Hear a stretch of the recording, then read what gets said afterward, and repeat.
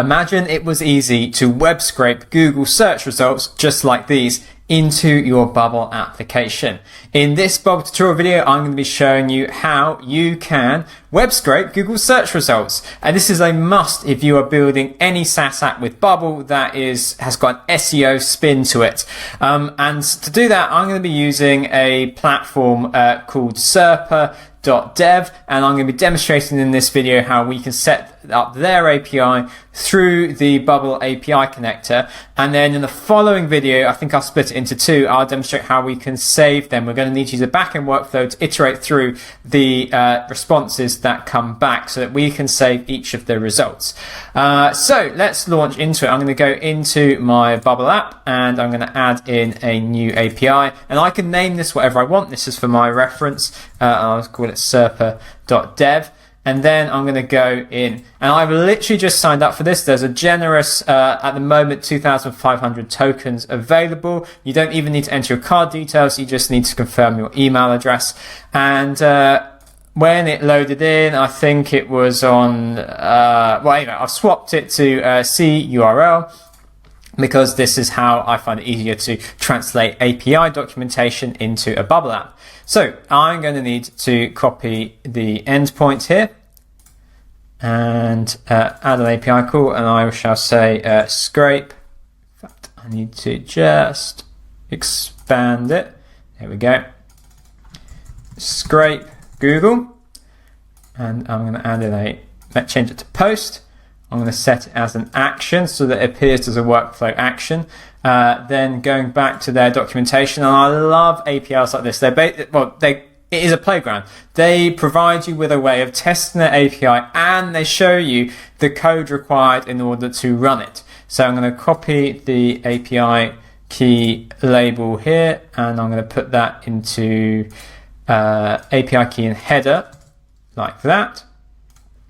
Take my API key. I will be deleting this after I record this video.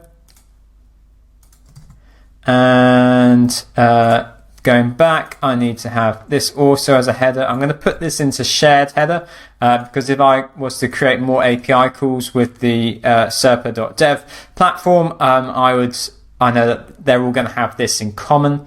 And so this is application/JSON.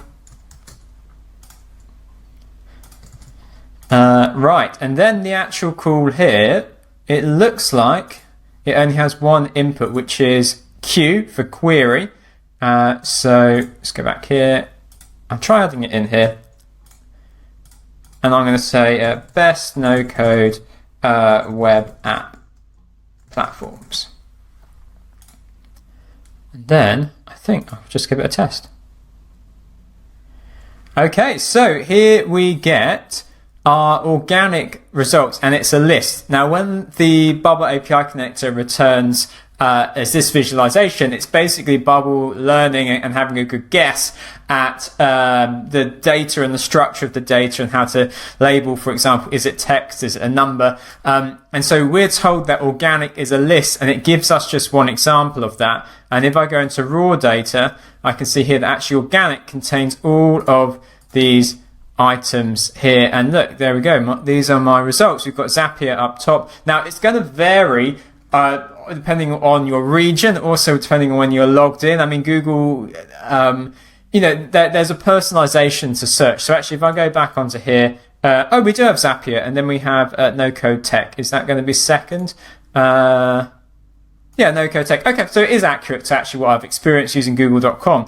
So that's how we can use the API connector to link in with the Serper.dev. And if you're excited about learning Bubble, there is no better place to do that than planetnocode.com, where we've got more Bubble tutorials than you can find on our YouTube channel. We have hundreds of Bubble tutorial videos, many of which are exclusive to our members. So head over to our website, hit like and subscribe on here, because I'm going to record part 2 of this video right away, which is how do we save those individual entries into our Bubble database.